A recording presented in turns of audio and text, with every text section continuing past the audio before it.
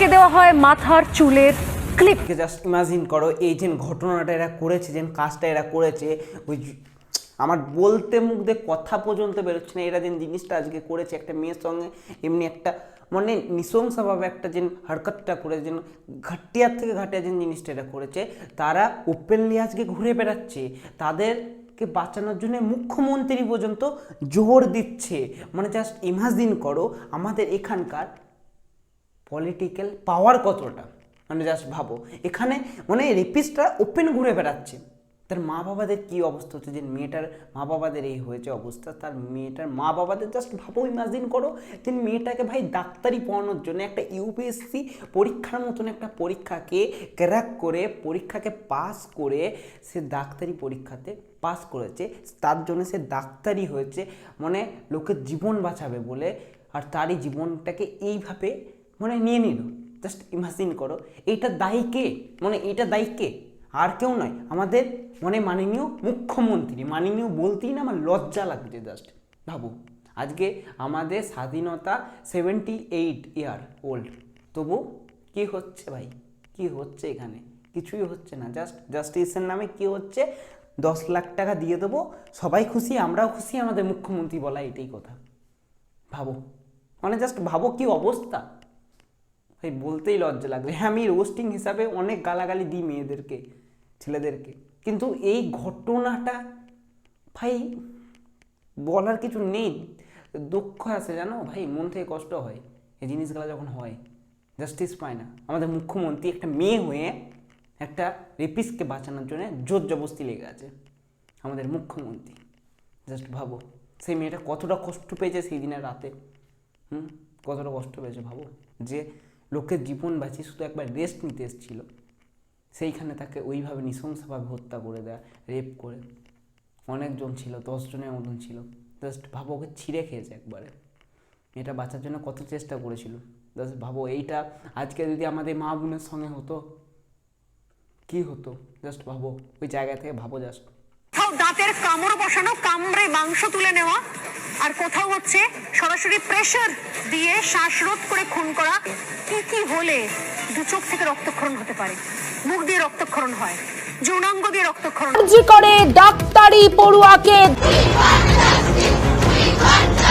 চার্জিকরের ঘটনায় ফের তলব পুলিশের। ধর্ষণের প্রতিবাদে গর্জে উঠেছে গোটা দেশ।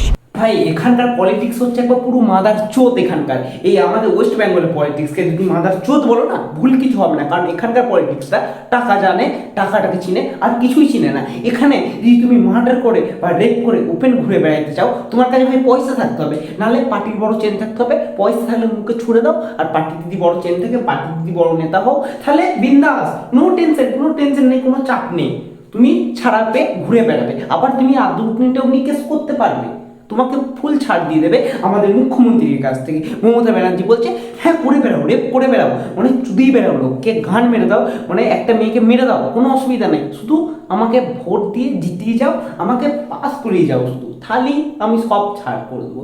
মানে আমাদের ওয়েস্ট বেঙ্গলে আজকাল হচ্ছে কি মারা, যেখানে ডাক্তাররা হাজার হাজার লোকের জীবন বাঁচায়, সেই জায়গায় একটা মেডিকেল কলেজে, আরজিকর মেডিকেল কলেজে, ওখানে একটা না মানে হসপিটালের একটা ডাক্তার ওখানে নাইট শিফট করছিল, ঠিক আছে, শালা ওখানে ও এতজনের জীবন বাঁচাচ্ছে, ওইখানে একটা হসপিটালে মেডিকেল কলেজে একটা ডাক্তার, তাকে ধরে রেপ করে দেওয়া হয়েছে, তাকে রেপ করে তার মার্ডার করে দিয়েছে তাকে। আর মার্ডারটা এমন এত খারাপভাবে করেছে, যদি বলি বিশ্বাস করবে না, এইখানে গলার হাড়টা মানে এত জোরে চেপে ধরেছে, এখানে পুরো ভেঙে ভেতরতে ঢুকে গেছে, চোখ দুটোকে টিপে আঙুলে করে বসিয়ে দিয়েছে, চোখ দিয়ে রক্ত বেরোচ্ছে, এত নৃশংসভাবে হত্যা করেছে, কামড়িয়ে এই ঠোঁটটা নিচে ছিঁড়ে নিয়েছে, কামড়িয়ে মাংস তুলে নিয়েছে, এমনভাবে একটা মেয়েকে মার্ডার করেছে, একটা ডাক্তারকে মার্ডার করেছে। আর এখানে আমাদের মুখ্যমন্ত্রী কি বলছে?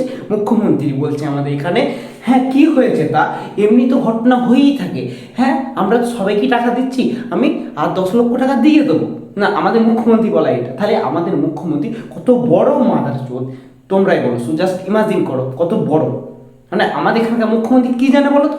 শুধু একটা জিনিস চিনে, টাকা পয়সা, আর কিছুই চিনে আমাদের মুখ্যমন্ত্রী। এখানে একটা ডাক্তারের সঙ্গে আজকে হয়েছে, কালকে আমার সঙ্গেও তো হতে পারে, আমার মা বোনের সঙ্গেও তো হতে পারে, তোমাদেরও মা বোনের সঙ্গে তো হতে পারে। তো আমরা এর বিরোধ করব ভাই, বিরোধ করব, আমাদের কিন্তু জাস্টিস চাই। আমরা সবাই আছি, সবাই মিলে চলো আজকে জাস্ট জাস্টিস চাই, আর কিছুই চাই না, শুধু জাস্টিস চাই। সবাই মিলে আন্দোলন করো ভাই, টুইট করো পশ্চিমবঙ্গ সরকারকে, বোঝাও যে তোমাদের সরকার থাকলে শুধু হয় না, ক্ষমতায় থাকলে শুধু হয় না, একটা জাস্টিস চাই। এর আগেও অনেক ঘটনা ঘটেছে, সেগুলো ধামাচাপা দিয়ে দেওয়া হয়েছে। আজকে এই ঘটনাটা বেরিয়ে এসছে কারণ আমরা সবাই এক হয়ে জাস্টিস চাইছি, তার জন্যই বেরিয়ে এসছে, নাহলে বেরিয়ে আসতো না। যে তার মা বাবার কি অবস্থা হচ্ছে সেটা ভাবো, জাস্ট ইমাজিন করো। তার মা বাবাকে ফোন করেছে কলেজ থেকে, বলেছে আপনার মেয়ে সুসাইড করে মার্ডার হয়েছে, সুসাইড করে মরেছে, জাস্ট সুসাইড করেছে বলছে। মা বাবাকে ফোন করে ডেকে এনেছে, আবার মা বাবাকে দাঁড় করিয়ে রেখে দেওয়া হয়েছে, আবার সেই মা বাবাকে মেয়েটাকে দেখতে পর্যন্ত দেওয়া হয়নি, 3 ঘন্টা ধরে দাঁড় করিয়ে রেখে দিয়েছে। জাস্ট ভাবো তার মা বাবাদের কি অবস্থা হচ্ছে, জাস্ট ভাবো। আর এখানে আমাদের মুখ্যমন্ত্রী বাঁচানোর জন্যে মানে জোর জবরদস্তি যা পাচ্ছে তাই করছে, জোর জবরদস্তি। জাস্ট ইমাজিন করো আমাদের এখানকার মুখ্যমন্ত্রী কি অবস্থা। এই যদি উত্তরপ্রদেশ হতো না, তাহলে না মাঝ রাস্তায় নিয়ে গিয়ে এনকাউন্টার করে দিত সিরিয়াসলি। আর আমাদের ওয়েস্ট বেঙ্গলে ওপেন রেপিস্টরা ঘুরে বেড়াচ্ছে। কেন ঘুরে বেড়াচ্ছে? আমাদের এখানকার শাসন ব্যবস্থার জন্য, আমাদের এখানকার মুখ্যমন্ত্রীর জন্য, আর কেউর জন্য নয় ভাই। হ্যাঁ, আমার ভিডিও অনেক পার্টির লোক দেখবে, টিএমসি পার্টির লোকও দেখবে, বিজেপি পার্টির লোকও দেখবে, অনেক পার্টির লোক দেখবে। আমি কোনো পার্টির হয়ে কথা বলছি না, আমি শুধু জাস্টিস চাইছি। আমি একটা পাবলিক হয়ে, জনতা হয়ে আমি জাস্টিস চাইছি।